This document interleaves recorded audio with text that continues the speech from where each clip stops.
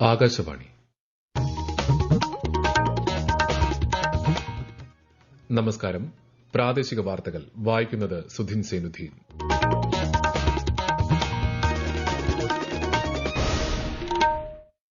പ്രധാന വാർത്തകൾ.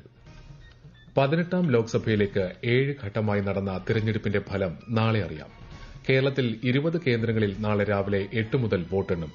ആദ്യ ഫലസൂചന 8:30 മധ്യവേനൽ അവധിക്ക് ശേഷം സ്കൂളുകൾ തുറന്നു. 40 ലക്ഷത്തോളം വിദ്യാർത്ഥികൾ സ്കൂളുകളിലെത്തി. കുട്ടികളിൽ മാനവികതയോട് കൂറുപുലർത്തുന്ന ശാസ്ത്രചിന്ത വളർത്തിയെടുക്കാൻ അധ്യാപകർക്ക് കഴിയണമെന്ന് മുഖ്യമന്ത്രി പിണറായി വിജയൻ. സംസ്ഥാനത്ത് മഴ തുടരും. ഇന്ന് എറണാകുളം, തൃശൂർ, കണ്ണൂർ ജില്ലകളിൽ മഞ്ഞ ജാഗ്രത. ട്വന്റി ക്രിക്കറ്റ് ലോകകപ്പിൽ ഒമാനെ വീഴ്ത്തി നമീബിയ. ജയം സൂപ്പർ ഓവറിലൂടെ. വാർത്തകൾ വിശദമായി. 18ാം ലോക്സഭയിലേക്ക് 7 ഘട്ടമായി നടന്ന തെരഞ്ഞെടുപ്പിന്റെ ഫലം നാളെ അറിയാം. വിവിധ സംസ്ഥാനങ്ങളിലും കേന്ദ്രഭരണ പ്രദേശങ്ങളിലും പ്രത്യേകം സജ്ജമാക്കിയ കേന്ദ്രങ്ങളിൽ രാവിലെ 8 മണിക്ക് വോട്ടെണ്ണൽ ആരംഭിക്കും. തപാൽ വോട്ടുകളായിരിക്കും ആദ്യം എണ്ണുക. ആന്ധ്രാപ്രദേശ്, ഒഡീഷ നിയമസഭകളുടെയും നിയമസഭാ ഉപതെരഞ്ഞെടുപ്പുകളുടെയും വോട്ടെണ്ണലും ഇതോടൊപ്പം നടക്കും. വോട്ടെണ്ണൽ ട്രെൻഡുകളും ഫലസൂചനയും തെരഞ്ഞെടുപ്പ് കമ്മീഷന്റെ results.eca.gov.in എന്ന വെബ്സൈറ്റിലൂടെയും വോട്ടർ ഹെൽപ്പ് ലൈൻ ആപ്പിലൂടെയും അറിയാം. കേരളത്തിലും നാളെ രാവിലെ 8 മുതൽ വോട്ടെണ്ണൽ ആരംഭിക്കും. 20 കേന്ദ്രങ്ങളിലാണ് വോട്ടെണ്ണൽ. Postal ballot, electronically transmitted postal ബാലറ്റുകൾ എന്നിവ 8:30 എണ്ണിത്തീരും. അതോടെ ആദ്യ ഫലം അറിയാനാകും. ഒരുക്കങ്ങൾ പൂർത്തിയായതായി മുഖ്യ തെരഞ്ഞെടുപ്പ് ഓഫീസർ സഞ്ജയ് കൌൾ അറിയിച്ചു. വോട്ടെണ്ണുന്ന മുറിക്കുള്ളിൽ തിരഞ്ഞെടുപ്പ് കമ്മീഷന്റെ നിരീക്ഷകൻ ഒഴിച്ച് മറ്റാർക്കും മൊബൈൽ ഫോൺ ഉപയോഗിക്കാൻ അനുവാദമില്ല. ഓരോ റൌണ്ട് എണ്ണിക്കഴിയുമ്പോഴും വോട്ടെണ്ണൽ കേന്ദ്രങ്ങളിൽ നിന്ന് ഫലം ലഭ്യമാകും. വോട്ടെണ്ണൽ ദിനമായ നാളെ മദ്യമോ മറ്റ് ലഹരി പദാർത്ഥങ്ങളോ വിൽക്കാനോ വിതരണം ചെയ്യാനോ പാടില്ലെന്നും തെരഞ്ഞെടുപ്പ് കമ്മീഷണർ അറിയിച്ചു. ആറ്റിങ്ങൽ, തിരുവനന്തപുരം മണ്ഡലങ്ങളിലെ വോട്ടെണ്ണലിനുള്ള ഒരുക്കങ്ങൾ പൂർത്തിയാക്കി ജില്ലാ ഭരണ സംവിധാനം. നാലാഞ്ചിറ മാർ ഇവാനിയോസ് കോളേജിലാണ് 2 മണ്ഡലങ്ങളുടെയും ഇവിഎം, പോസ്റ്റൽ ബാലറ്റ് വോട്ടെണ്ണൽ കേന്ദ്രങ്ങൾ സജ്ജീകരിച്ചിട്ടുള്ളത്. തങ്കശ്ശേരി സെന്റ് അലോഷ്യസ് ഹൈസ്കൂളാണ് കൊല്ലം ലോക്സഭാ മണ്ഡലത്തിലെ വോട്ടെണ്ണൽ കേന്ദ്രം. വിശദാംശങ്ങളുമായി ആകാശവാണി കൊല്ലം ജില്ലാ പ്രതിനിധി നീരജ് ലാൽ. 7 കൌണ്ടിംഗ് ഹാളുകൾ ക്രമീകരിച്ച് തെരഞ്ഞെടുപ്പ് കമ്മീഷന്റെ മാനദണ്ഡപ്രകാരമുള്ള സജ്ജീകരണങ്ങൾ ഒരുക്കിയിട്ടുണ്ട്. ഇവിഎം കൌണ്ടിംഗിനായി ഓരോ ഹാളിലും 14 ടേബിളുകളും പോസ്റ്റൽ ബാലറ്റ് കൌണ്ടിംഗിനായി 33 ടേബിളുകളും ക്രമീകരിച്ചിട്ടുണ്ട്. ഇവിഎം കൌണ്ടിംഗ് പരമാവധി 14 റൌണ്ടിനുള്ളിൽ പൂർത്തിയാകുന്ന രീതിയിലാണ് ക്രമീകരണങ്ങൾ. വോട്ടെണ്ണൽ പ്രക്രിയയുടെ നിരീക്ഷണത്തിനായി 2 കൌണ്ടിംഗ് ഒബ്സർവർമാരെയാണ് ഇലക്ഷൻ കമ്മീഷൻ നിയോഗിച്ചിട്ടുള്ളത്. വോട്ടെണ്ണലിനായി 1300ഓളം ഉദ്യോഗസ്ഥരെ നിയോഗിച്ച് പ്രത്യേക പരിശീലനം നൽകിയിട്ടുണ്ട്. ഇവിഎം കൌണ്ടിംഗിന് ശേഷം നറുക്കിട്ടെടുക്കുന്ന 5 പോളിംഗ് സ്റ്റേഷനുകളിലെ വിവിപാറ്റുകൾ എണ്ണി ഒത്തുനോക്കും. സുരക്ഷയ്ക്കായി 3 ടയർ കോർഡനിംഗ് സിസ്റ്റമാണ് ഏർപ്പെടുത്തിയിട്ടുള്ളത്. മധ്യവേനൽ അവധിക്ക് ശേഷം സംസ്ഥാനത്തെ സ്കൂളുകൾ തുറന്നു. 40 ലക്ഷത്തോളം വിദ്യാർത്ഥികളാണ് ഇന്ന് സ്കൂളിലേക്ക് എത്തിയത്. 2.5 ലക്ഷത്തോളം കുട്ടികൾ 1ാം ക്ലാസ്സിലേക്ക് എത്തിയെന്ന് കരുതുന്നു. പ്രവേശനോത്സവത്തിന്റെ സംസ്ഥാനതല ഉദ്ഘാടനം മുഖ്യമന്ത്രി Pinarayi Vijayan Ernakulam Elamakkara government higher secondary സ്കൂളിൽ നിർവഹിച്ചു. മാനവികതയോട് കൂറുപുലർത്തുന്ന ശാസ്ത്രചിന്ത കുട്ടികളിൽ വളർത്തിയെടുക്കാൻ അധ്യാപകർക്ക് കഴിയണമെന്ന് മുഖ്യമന്ത്രി പിണറായി വിജയൻ. അറിവ് ആർജിക്കുന്നതിനോടൊപ്പം സാമൂഹിക ഇടപെടലുകൾ നടത്താൻ കുട്ടികളെ പ്രാപ്തരാക്കേണ്ടത് ആവശ്യമാണെന്നും അദ്ദേഹം പറഞ്ഞു. ശാസ്ത്ര വിഷയങ്ങളിൽ വിദ്യാഭ്യാസ രംഗം മികവുറ്റതായിട്ടും ലോകോത്തര ശാസ്ത്ര പ്രതിഭകളെ കേരളത്തിന് വേണ്ടത്ര വാർത്തെടുക്കാൻ കഴിയാത്തത് എന്തുകൊണ്ടാണെന്ന് സ്വയം വിമർശനപരമായി വിലയിരുത്തേണ്ടതുണ്ട്. ഗണിതശാസ്ത്ര മേഖലയിൽ കേരളം ഇനിയും മുന്നേറാൻ മികച്ച ഇടപെടൽ വേണമെന്നും മുഖ്യമന്ത്രി പറഞ്ഞു. അടിസ്ഥാന സൌകര്യങ്ങൾ വർദ്ധിപ്പിക്കുന്നതോടൊപ്പം തന്നെ പാഠ്യപദ്ധതിയിലും ബോധന സമ്പ്രദായത്തിലുമെല്ലാം പരിഷ്കരണങ്ങൾ കൊണ്ടുവന്ന് നമ്മുടെ വിദ്യാഭ്യാസ മേഖലയെ സമഗ്രമായി മെച്ചപ്പെടുത്തുകയാണ്. മാറുന്ന കാലത്തിനനുസരിച്ച് കാര്യങ്ങളിൽ പുരോഗതിയുണ്ടാകണം എന്നതാണ് നാം ആഗ്രഹിക്കുന്നത്. അധ്യാപകർക്കും വിദ്യാഭ്യാസ രംഗത്തിനാകെയും സ്വയം നവീകരണത്തിന്റെയും കുട്ടികൾക്ക് മികച്ച പഠനത്തിന്റെയും ഉല്ലാസത്തിന്റെയും അധ്യയന വർഷം ആശംസിച്ചുകൊണ്ട് ഈ പ്രവേശനോത്സവം ഔപചാരികമായി ഉദ്ഘാടനം ചെയ്ത് അറിയിച്ചുകൊണ്ട് അവസാനിപ്പിക്കുന്നു. നിങ്ങൾക്കെന്റെ സ്നേഹാഭിവാദനം. കോഴിക്കോട് ജില്ലാ സ്കൂൾ പ്രവേശനോത്സവം Cheruvannur government vocational higher secondary സ്കൂളിൽ മന്ത്രി പി എ മുഹമ്മദ് റിയാസ് ഉദ്ഘാടനം ചെയ്തു. നിർമ്മിത ബുദ്ധി സ്കൂൾ സിലബസിൽ ഉൾപ്പെടുത്തുന്ന ആദ്യ സംസ്ഥാനമാണ് കേരളമെന്ന് മന്ത്രി ചൂണ്ടിക്കാട്ടി.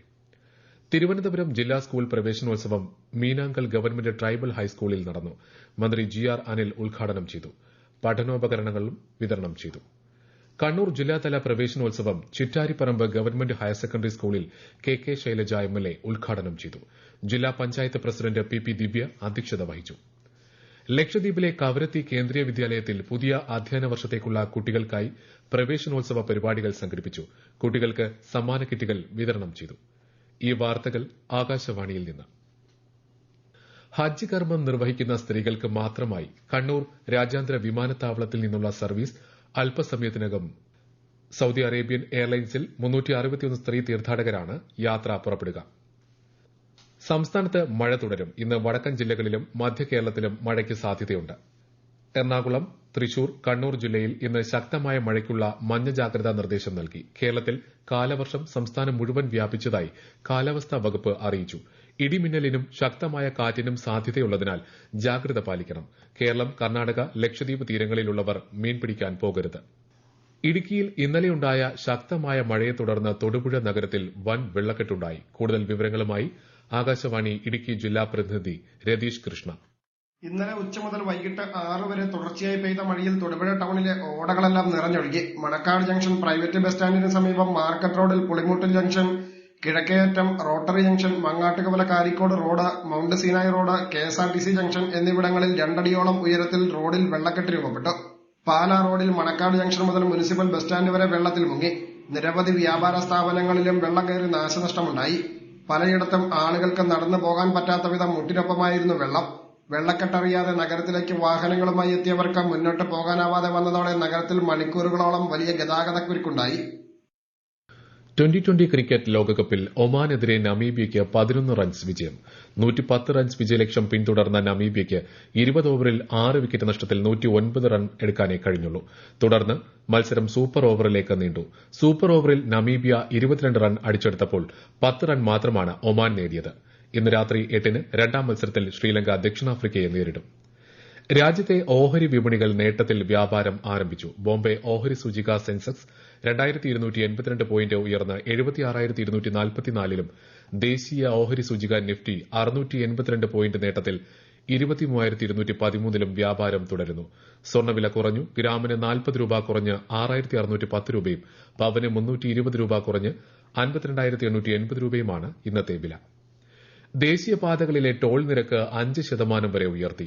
രാജ്യത്തെ 900ഓളം ടോൾ പ്ലാസകളിലും നിരക്ക് വർധന ഇന്നു മുതൽ പ്രാബല്യത്തിൽ വന്നതായി ദേശീയപാത അതോറിറ്റി അറിയിച്ചു. തെക്കൻ കശ്മീരിലെ പുൽവാമ ജില്ലയിലെ നെഹാമ മേഖലയിൽ സുരക്ഷാ സേനയും ഭീകരരും തമ്മിൽ ഏറ്റുമുട്ടലുണ്ടായതായി റിപ്പോർട്ട്.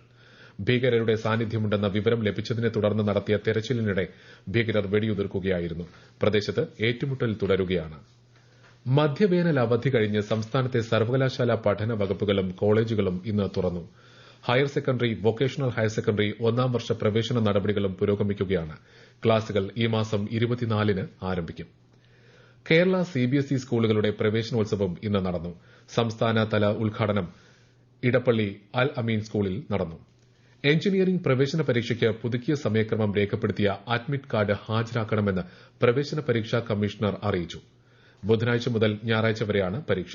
ഉച്ചയ്ക്ക് 2 മുതൽ 5 വരെയാണ് എഞ്ചിനീയറിംഗ് പരീക്ഷ. 11:30 മുതൽ 1:30 വരെയാണ് റിപ്പോർട്ടിംഗ് സമയം. തൃശൂർ അയ്യന്തോളിൽ ഇരുചക്ര വാഹന ഗോഡൌണിന് തീപിടിച്ചു. 3 വാഹനങ്ങൾ കത്തിനശിച്ചു. വൈദ്യുതി തകരാറാണ് തീപിടുത്തത്തിന് കാരണമെന്നാണ് പ്രാഥമിക നിഗമനം. തൃശൂർ അഗ്നിരക്ഷാ വിഭാഗം ശ്രമകരമായ ദൌത്യത്തിലൂടെയാണ് തീ അണച്ചത്. മത്സ്യത്തൊഴിലാളി സംഘടനകളുടെ നേതൃത്വത്തിൽ വിവിധ ആവശ്യങ്ങൾ ഉന്നയിച്ച് മുതലപ്പുഴി ഹാർബർ എക്സിക്യൂട്ടീവ് എഞ്ചിനീയറുടെ ഓഫീസിലേക്ക് മാർച്ച് നടത്തി. ഹാർബറിനെ ആശ്രയിക്കുന്ന 133 വലിയ വള്ളങ്ങളിൽ നിന്നുള്ള തൊഴിലാളികളാണ് മാർച്ചിൽ പങ്കെടുത്തത്. സ്കൂൾ തുറക്കുന്നതുമായി ബന്ധപ്പെട്ട് വിദ്യാർത്ഥികളുടെയും മറ്റ് യാത്രക്കാരുടെയും തിരക്കിനനുസരിച്ചുള്ള യാത്രാ ക്രമീകരണങ്ങൾ ഏർപ്പെടുത്തി KSRTC. അവധിക്കാലത്ത് നിർത്തിവച്ചിരുന്ന വിദ്യാർത്ഥി ട്രിപ്പുകൾ ഓപ്പറേറ്റ് ചെയ്യുന്നതിനും തീരുമാനിച്ചു. പ്രധാന വാർത്തകൾ വീണ്ടും. 18ാം ലോക്സഭയിലേക്ക് 7 ഘട്ടമായി നടന്ന തെരഞ്ഞെടുപ്പിന്റെ ഫലം നാളെ അറിയാം. കേരളത്തിൽ 20 കേന്ദ്രങ്ങളിൽ നാളെ രാവിലെ 8 മുതൽ വോട്ടെണ്ണും. ആദ്യ ഫലസൂചന 8:30-ഓടെ. മധ്യവേനൽ അവധിക്ക് ശേഷം സ്കൂളുകൾ തുറന്നു. 40 ലക്ഷത്തോളം വിദ്യാർത്ഥികൾ സ്കൂളുകളിലെത്തി. കുട്ടികളിൽ മാനവികതയോട് കൂറുപുലർത്തുന്ന ശാസ്ത്രചിന്ത വളർത്തിയെടുക്കാൻ അധ്യാപകർക്ക് കഴിയണമെന്ന് മുഖ്യമന്ത്രി പിണറായി വിജയൻ. സംസ്ഥാനത്ത് മഴ തുടരും. ഇന്ന് എറണാകുളം, തൃശൂർ, കണ്ണൂർ ജില്ലകളിൽ മഞ്ഞ ജാഗ്രത. 2020 ക്രിക്കറ്റ് ലോകകപ്പിൽ ഒമാനെ വീഴ്ത്തി നമീബിയ. ജയം സൂപ്പർ ഓവറിലൂടെ.